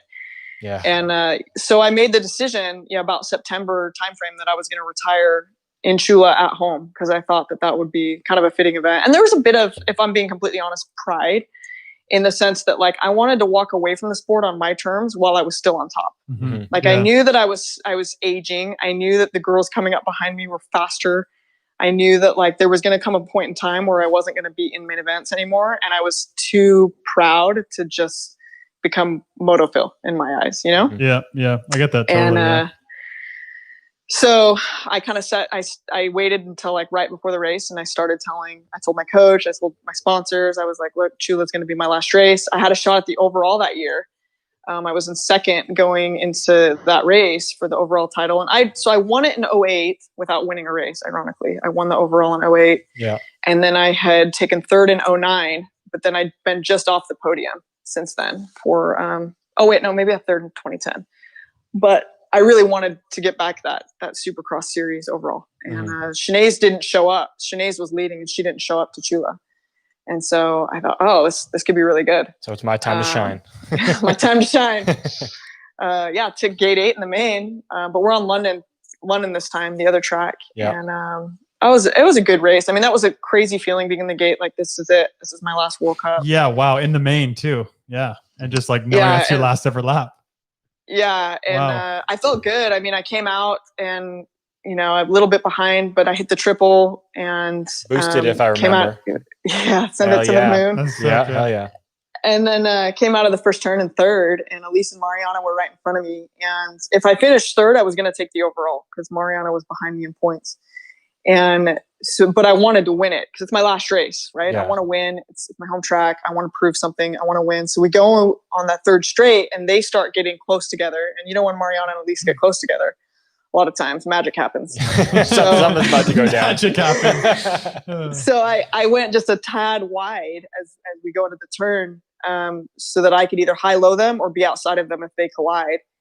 And this little girl, Laura Smolders, who was just a rookie, came hot into the inside of that last turn and blew us both up. Oh, what the fuck, Laura? Come on, Laura. We folded the deck. I think I remember that. Yeah. Yeah. I said a few choice words to her. At the time she Standard was just issue. this young kid. Yeah. And I was like, I'm the veteran. What are you doing taking me out of my last race? Everyone knew I was retiring. Just let me cross the finish line. I'm retiring here. Give me my lap. Yeah, but no hard feelings. I mean, she was going for it, right? Yeah, I mean, she had a chance at getting on the podium, and I don't know if she'd been on the podium yet. I don't think she had. Or no, she had. Just once she won in 2012, but that was yeah. So anyway, that was it. And I hung her up, and the transition to coaching was already planned. I mean, that was what my degree was in, and I'd already kind of been mentored for that for quite a few years. So it was the natural step. But I woke up the next morning and I was like, oh yeah, I don't know if I'm ready to be retired. I remember you left your clip shoes at the finish line. Yeah. Johan's cool. got them, actually. That's cool. Yeah. Johan's got them, really. I wanted to like symbolically like leave it. I think that's awesome. Actually close that chapter. Yeah. And so I left my clip shoes on the finish line, walked away, then woke up the next morning and was like, oh yeah, I don't know if I'm ready for this. Like, maybe I should what's go back life like those. without racing? And then 2 weeks later I was pregnant. So it sealed the deal. Wow. That was quick, eh? It was quick. Yeah. What a good way to retire. Mm-hmm. I've actually thought of that a lot of times, actually, that you left your clip shoes in the finish line. I've thought about that off and on for years. Like, that's a really cool way to go out. I think I'd seen like an Olympic wrestler had done really it. Like, that's cool, what they do, right? They leave their shoes on the mat. And I was like, I wanted something like, it was more for me than anyone. Like, no one was even there. I think Craig Dutton maybe took a few photos, but like, it's not like there was a big ceremony. It's not like anyone was even there. It was more for me, but it was like symbolically, like I wanted to leave part of me on that track and walk away. Yeah. And I think it was just good for that closure, to feel like that chapter was finished. What a cool way to do it. Like, I always wanted to end my career by finishing out the World Cup series and racing the World Cup finals. And obviously I didn't get to do that, but I think it's awesome that you got to do that. And retire on your own terms and while you still raced well that year and everything. That's awesome. Yeah, I mean, I finished the series second overall, so it's not a bad way to go. I mean, no, it's an awesome way to go. And I got second, and I was pretty satisfied with it. I mean, made all the finals again that year. Made all the finals. It's really actually incredible. You came back from an injury like that at the end of your career too, because a lot of people wouldn't have done that. Like a lot of people would have just retired probably before that. Yeah, it's really admirable that you not only came back from that horrific injury and disappointment, but had a really good year too at the end of your career. Yeah, I feel like I really would have regretted it. Yeah. I don't know if I hadn't at least made another shot at getting out there. Maybe would have left a sour taste in your mouth too, retiring such a disappointment. At least you got to have a really successful year again on the World Series or World Cup Series. Yeah, and I look back on London now, and I wish I had checked my bike. So the reason I crashed, actually, George Costa helped me kind of figure it out. It was my own error, really, with my bike setup. So kids, if you're listening, don't ever do this. Yeah. So why did it happen? Why did it happen? I was running a track chain on my bike, which is a 1/8 inch chain, because I liked that it rolled so fast. Okay. There was like no drag in it, but the gears are 3/8 inch gears. Mm-hmm. So I was running a Renan chain ring on the front. It was a profile cog on the back. They're 3/8 inch. And so when you run a 1/8 inch chain on a 3/8 inch gear, there's extra slop side to side. Yeah. And so but I had done that for 2 years easy, yeah. Because it was like no rolling resistance. And in my mind, I was like, a 1/8 inch chain is stronger. Yeah. It's going to be, that was what I like psychologically thought. And that's what we kind of surmised. The geometry on that bike might have been welded a little off too. Like, I'm not sure because that had never happened before, but the reality of it is, like, if that chain was just a little bit loose and there were slopped side to side, and how bumpy the tracks get, when you're going that fast. Yeah. So it just wrong time came off. At the same time though, like, you ran it for 2 years. Like, it's one of those things. It's just a freak thing. Like you had no way of knowing. Yeah. It's the worst thing. Ride the proper size chain though. Note to self, kids, ride the proper size chain. Yeah. Yeah. And since, now that you're retired and everything, you look back at your career, are you proud of what you've done and everything? Yeah, I am. I think London was really hard for me, and no doubt there were times even after I had my daughter where I was like, I have unfinished business with the Olympics. Like, maybe I'll come back for Rio. And I was like, I'm only 29. Like, Anne Caroline won at 31. But the reality is, when you're a mom, like, something was going to have to be sacrificed, and I wasn't willing to sacrifice my daughter and my time with her. And so, like, while I toyed with the idea for a little bit, it just wasn't a reality. And the farther it got, once the gate dropped in Rio, I was like, like, I'm not lamenting that I'm not there, because Rio was never meant to be for me. I don't think so. I think that there was like actual closure. Especially when I saw how well the girls did, when I saw Elise got her medal and Connor won, I was just so happy for them, because they were my teammates in London.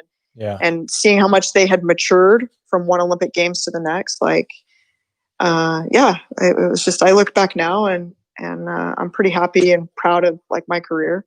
And I feel even more blessed that, like, as a coach, I have the experiences that I had, because I know what it's like to win, and I know what it's like to have everything taken from you. Totally. And so with my riders, like, when they get hurt, I still have the trump card. I was like, well, you didn't almost die. Not much is going to top that, unfortunately. Stop crying. You missed a World Cup. Who cares? Like, I know what that feeling is like. And for them, when you're 17, 18 and you have a major injury, like, it feels like the world's ending. And you can realize that it's not, and being able to talk them through that. I think it's valuable that I had the experience that I did, because it wasn't ever just easy, Yeah. 100%. Yeah. Wow. Yeah. I guess I never heard the full story either. I just heard bits and pieces, but yeah, thanks for sharing that. Yeah. Oh, thanks for the opportunity, guys. We're happy to do it. We got anything else before we get into some quick shots? We do have a bunch of quick shots. I was just curious. Like, I know this is probably fine too, but what was it like having Brooke go in your place at that event? Like, was it a little hard to watch her as well? Just knowing that she was kind of taking your place? Yeah, mixed feelings, because Brooke to me always felt like a kid sister. Mm-hmm. And in fact, like, it was really hard for me sometimes to separate at the races, because, like, I felt like I constantly needed to look out for her, because she was so much younger than me. When she was traveling with us, she was 17, 18, and I was 26 with a mortgage, married. there was such a big difference in us that way. And she was young and naive, and I felt like I had to look out for her. And so there was never any animosity that she got the spot at all, you know? And there was, I didn't like that I found out via a press release.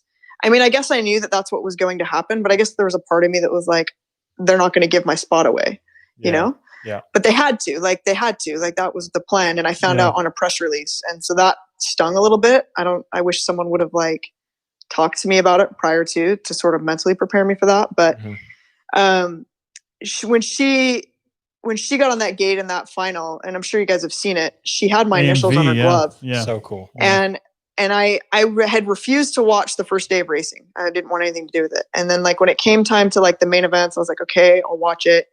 And I'm in my hospital bed and I'm watching it on my phone, and it got to her, and like I'd just been really angry for like 2 weeks, like just mad at the world, mad at everyone, mad that I was in the situation I was in. Yeah. And when it panned to her, and it's like, here's this, 19-year-old kid who just got thrown into that situation, and it's her time to shine on the world stage. Like, what an amazing time for that, for her. And she gave me that shout out. And it was like that act of like kindness to me was exactly what I needed in the moment. And I'll always love her for it, because it melted me. It was like, I just broke down and I sobbed, and it felt like, you know what, this all wasn't for nothing. Like the relationships that I've made with these people, they're meaningful. And yeah, while it sucked that I wasn't on the gate, like she was definitely worthy to pick that up for me. Yeah. Yeah. That's cool. That's cool to hear from you. Very amateur and classy way to look at it. That's awesome. Yeah. Well, we do have a bunch of quick shots for you, so we can get into that. Are you familiar with the quick shot question segment, Arielle? Guys, I'm a hardcore. She's a Are you? listener. Can we get a round of applause here? There we go. All right. Yeah, I think it's cool you listen to the show. Thanks for supporting it. Thank you. I'm a huge fan. You guys do a great job. It's like the highlight of my week. Fantastic. I'm blushing here. You know what? We're blushing. We're officially live. Somebody's already calling in. The first live caller, Arielle. Here we go. Hold on. This is the first time we've ever done this. Who do we got? Who is this? You're live on air with Coffee Chatter. Who are we talking to? Oh, no. Hold on. It's on Bluetooth. Hold on. It is on Bluetooth. You're here now. Okay, repeat. Yo, I'm Mitchy from Australia. How you going, Arielle? Hey, how's it going? Look at that. Our first live caller, Mitchy. Congrats. Yeah, brother. Always. I was all set, and I was like, crap, what's the Canadian zip code? This is like $1 a minute for you. I'm on FaceTime audio, so it's free for us. All right, cool. What's your question for Arielle? So, Arielle, I'm 18, going into hopefully elite maybe next year. I need a few tips to like get through the motivation to train every day. I'm lacking everything. So, you got any good tips? I mean, that's a hard place to be in, really, that transition from junior into elite, or you say AA into elite, right? That's what they do in Australia. Yeah. I think that like going in mentally prepared to have to scrap for it is important. So, when I look at athletes, especially ones that I'm wanting to work with, like you can build the engine, you can refine skills, but that sort of killer instinct out on that track, like that willingness to just fight for every inch, that's something that's really hard to teach because it's innate. It has to come within, and it can be cultivated, right? Like you can cultivate it. Yeah. Everyone can cultivate it, but it's that willingness to go in there and to just fight, because you might be a little outgunned in the beginning, especially when, you're moving into the bigger class. But if you can mentally build up your sort of fortitude and your willingness to be like, I don't care what place I'm in when I get out of the gate. I don't care what place I'm in when I'm in the first corner. I don't care what place I'm in, on the third straight, the race is won at the finish line. And if you're willing to fight for it, you can really make it happen. So that's sort of the thing that I kind of try to talk to my boys about when they move up into those bigger classes. It's like you're lining up again the gate against some of your heroes, but that doesn't mean you can't go out there and fight for it, because at some point the odds are going to fall in your favor. Yeah, and I'll just have to stay out of fucking Palmer's way. because I don't want to get T-boned by. Yeah, don't be in front of me, or else you're getting T-boned. Don't even try it. Don't even think about it. Don't get out of Jimmy T-bone. I'm gonna keep practicing these T-bones on a dirt turns now too. I'll be like, I'm staying stiff. You go for it, Palmer. I don't care if I'm in 8th, 7th. I don't care if it's the first moto. You guys got to better watch out. All good. Right on. Well, thanks for calling in, Mitchie. Appreciate it. Buddy. Nah, have a good one, boys. Later. From Spencer Cole, when will we see AMV on the USA BMX circuit? Well, I'll be coaching him at the next race, but AMV is retired. I'm living the coach dream now. Yeah, Spencer, she's a mom. Weren't you listening? He knows. He knows. I'll be holding the umbrella for him when he's on stage. She'll be holding your long seat post. From Jay Holden BMX, what's your favorite track at home? Favorite track in the States, I guess. I'm thinking, we're going in the States. What's your favorite track in the US? I got to go OG Beijing. OG, with the big 40-footer first jump. Oh yes, give me that first straight back all day. Yeah. From 406 BMX MT, of all the new young pros, who do you see as the next Olympic hopefuls 2024 and why? Oh, that's a good question. That is a good question. And full disclosure, I'm a little biased on this one. Yeah, I was going to say. I'm biased. All of her athletes. No, but Cam Larson. I think that Cam his future is really bright. He's got, what I was talking about earlier, just that scrappy, that willingness to just fight for it. I think the other Cam Wood, is another really good. He's super quiet. I haven't talked to him too much, but his intensity out on the track, you can just see that he's going all out for it, Yeah. So I think our future is picking up. Both those guys really just go for it. Yeah, they're good too. They're fast. Yeah, really quick. Yeah. This one's from Craft Brooke. So she says, suggestion. Oh my gosh, I forgot how to talk. Sorry. Take your time, pal. Take your time. Here we go. Sound it out. Suggestions on staying mentally focused during this hard time. And she added in, miss you, Arielle. Oh, thanks, Brookie. This is hard, guys. I have athletes that have qualified for Tokyo. So my track athletes and my freestyle girls, and being told they've got to wait another year. And you got athletes like Brooke and some of the younger juniors that they're going to be missing out on. Houston Worlds. I think that, as you guys would say, it's an unprecedented, very fluid situation. It's ever changing, very fluid. It's unprecedented. Ever changing. So I was listening to someone the other day, the news is on in the background. I just heard them say, it's an unprecedented time. Unreal. Yeah, absolutely. So it's hard. Yeah, it's super hard. It's super hard. And it's been hard as a coach. What advice do I give? Because I've never been in this situation either. And so, what I'm trying to tell the guys is look, enjoy life. Okay. Spend time with family. Enjoy not having to travel every single weekend. Try to maximize your situation where you are and find gratitude in the little things. Be grateful for the one day your track is open, or if your track's not open, be grateful that you can sprint outside, or, finding gratitude in things I really think can help change all of our perspectives. It's very easy to just get discouraged when it's race after race gets canceled. And I mean, as a mom, is my kid going to go back to school in the fall? I really hope so. There's a lot of negativity out there, and for all of my athletes, I've encouraged them to take breaks in the training because I think they're at high risk of burning out if you just are training with no end in sight. Now at least we've got grants, hopefully. And, hopefully we've got some Rock Hill events coming, but there's a chance that they're not. And so we're trying to stay in shape and they're training, but, we're also allowing for some flexibility just to live and to breathe and to, make sure that we're staying mentally and emotionally well. So I know it's a hard answer because there's not, I think, one thing like a magic pill to make it all better for all of us. No, I think it's a big thing.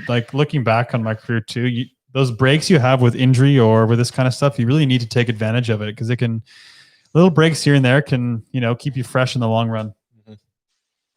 Mm-hmm.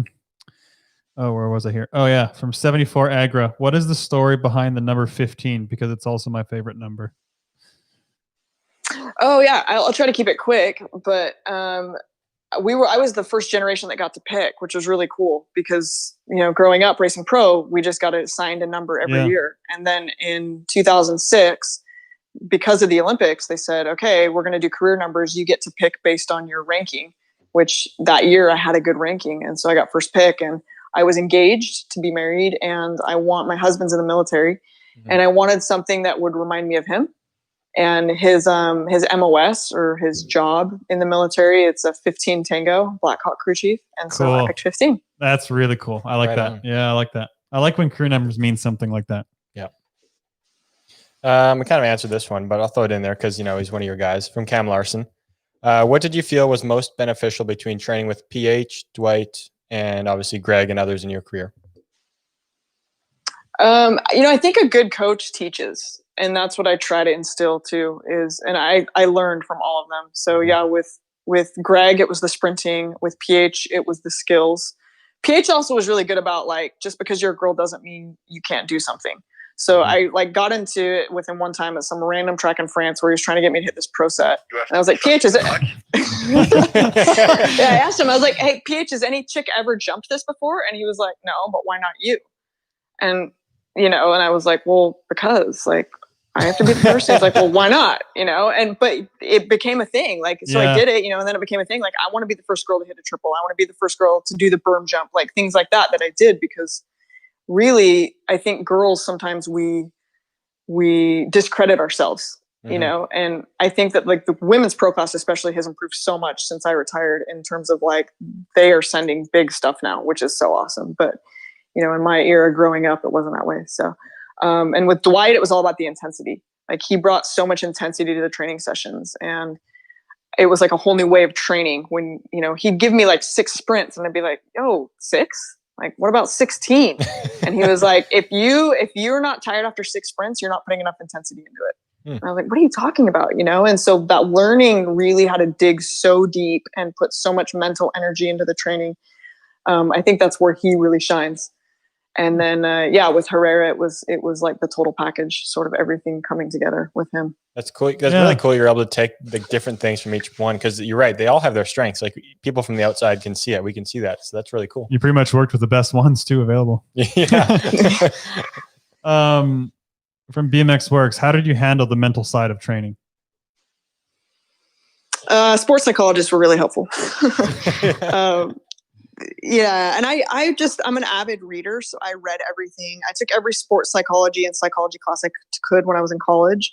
My major was exercise science, and I just kept ticking off psychology classes and nutrition classes. I just wanted to learn everything I could. But I think at the end of the day, you can read every book and every article, but you need someone to talk to about it to help you work through it. And I was just really fortunate, through the USOC and through some private psychologists that I worked with, Jay Rich, and then my coach James had sent me up with this guy, David Berger, who really just helped me to kind of learn the tools that I needed to perform, and when to pull out which tool, when I was struggling with a certain thing. So,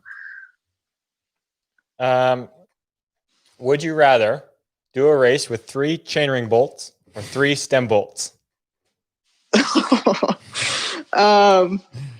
Yeah, the stem bolts for sure. Yep, 100%.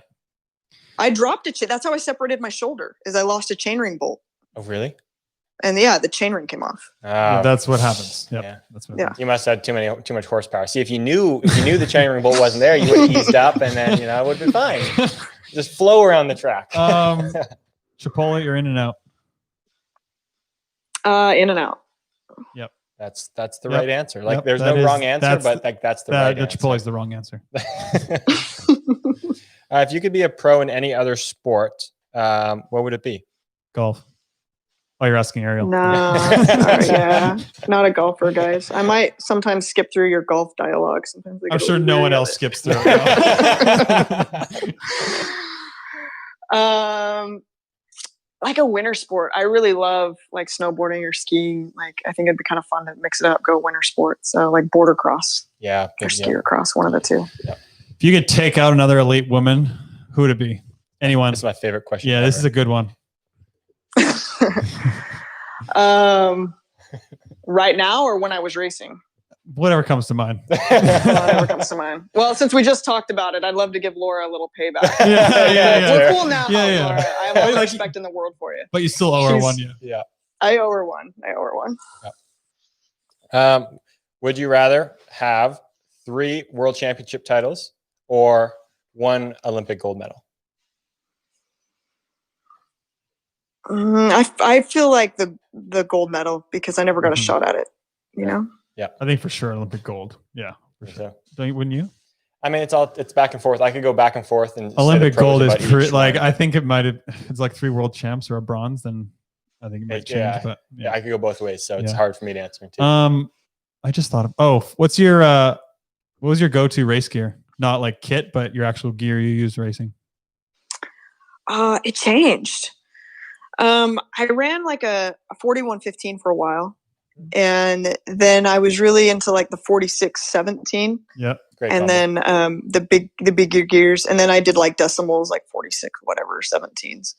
But I was never stock like 44. It was like either a 4115. I did a 3814 for a little while, but it was usually 4115 or 4617. Yeah, you don't see those a whole lot anymore. It's usually big sprockets nowadays. Yeah. It was back in the David Herman era though. Like there was a couple of us that ran those little ones. Yeah. He was like a 3914. Yeah, Big Dave was a 3914 guy. Mini combo. Yeah. What's your least favorite thing about racing BMX? The crazy parents. Oh, that's a good one. Yeah. That's That's a good one. Great one. The parents yelling "dig" at their kid on the track. Well, you know the parents that we're talking about too, right? You know, the ones that are just like way too over involved in it, and like the kid's miserable and not enjoying it. Like I'm a parent, I have a kid. Like I just can't understand how a parent could like force their kid to do something like that. You know? Yeah, I agree. You have I got this is coming back to the very beginning of the show. Did you say you just had a kid as well? Did we kind of? Oh yeah, I've got 2. Yeah. I have a daughter she turned 6 this week, and I have a little boy, Max. He's 6 months this week. Oh, right on. Congrats, that's cool. What does your daughter do? Have you put her into any sports? Are you the parent that puts her into like all the sports? Yeah, we shake things out. No, I had an athletic plan for her from the beginning. I like it. I like it. Just in terms of so many great athletes. This is a tangent. So many great athletes I know did gymnastics or had a gymnastics background, and it teaches such great body awareness. Yes, so I completely agree. I started her in gymnastics when she was like 2, and it's just little kids running around. Like they're not even really doing anything, but they're playing on the equipment. And then it slowly progressed and evolved. And then swimming, because every kid needs to learn how to swim. And I just think it's a fundamental skill. And then she shreds the gnar out of some bikes. She's awesome. I was going to say, I think gymnastics is a really good thing for kids for body awareness, spatial awareness, coordination, strength, everything. Yeah. So, I mean, everything's sort of on hold right now with COVID, but we've been riding a ton. So she's the only kid I know that's got like 3 bikes. She's got a mountain bike. She's got a sweet little like Speed Series GT. And then, she's got like a little 16-inch play bike. So, like mother, like daughter. Yeah. But it's all fun over here. We're not like serious about anything. It's just all a good time. You know? Telling you, Arielle's 6 years old. Get a golf club in her hands. I'm not opposed to that. I'm not opposed. My kid's gonna have 2 options. I'm golf gonna let him choose golf or tennis. Like I don't care which, tennis. but you choose, and you can choose. You're gonna play golf. No, tennis is in the athletic plan. She's for sure gonna play tennis. It's funny, like Maris is Maris' kids hitting golf balls in the backyard. What a smart man! Smart man. Got any other quick shots for Arielle? I think I'm all out. Do you have any superstitions? Oh, that's a good one. That's a good one. Not really. I mean, I'd have like pre-race routine stuff, like, but it wasn't so much superstitious. Like I would kiss my left ring finger before I'd get in the gate. And like, I'd always clip in my left foot first. I don't know why, but like, I don't really feel like it was like a big, like, if this doesn't happen, I'm not going to be able to race sort of a thing. Just more routine. I just thought of a good quick shot. I'm going to ask everyone now. Okie dokie. How did you sleep the night before racing or night before races? Oh, not good. Yeah. Most of the time, not good. Yeah. Yeah. Like but you can get away with that. No, 100%. Like I didn't either. I'm just curious because I could never sleep. Like I would just wake up in the night and then I'd probably sleep like 5 hours, then toss and turn until we go to the track. But then I was always like, well, I slept well leading up to this. And I remember as a junior, our team met with a sleep expert, and he's like, if you're sleeping well and on the race week and you don't sleep well, it doesn't matter. Right. Yeah. Yeah. Like if you can go like 1 or 2 nights. Yeah, and it doesn't it's okay. matter. It's Yeah. not ideal. But I wouldn't say that that's everyone, because I shared rooms with Elise and Brooke, and they both slept like dead bodies. It's Like, unreal. I Yeah. was like throwing pillows at them to wake them up. Wow. know? Yeah, I could never That's- sleep well the sounds night before race. fantastic, yeah. No, yeah. I But just- now yeah. that they're older, it might be different. But when they were young, it was like almost frustrating how well they could sleep, and I couldn't. Were you like a melatonin or sleeping pill person on race nights? Never sleeping pills. I think towards the end, occasionally some melatonin, but I still felt a little like, I don't know.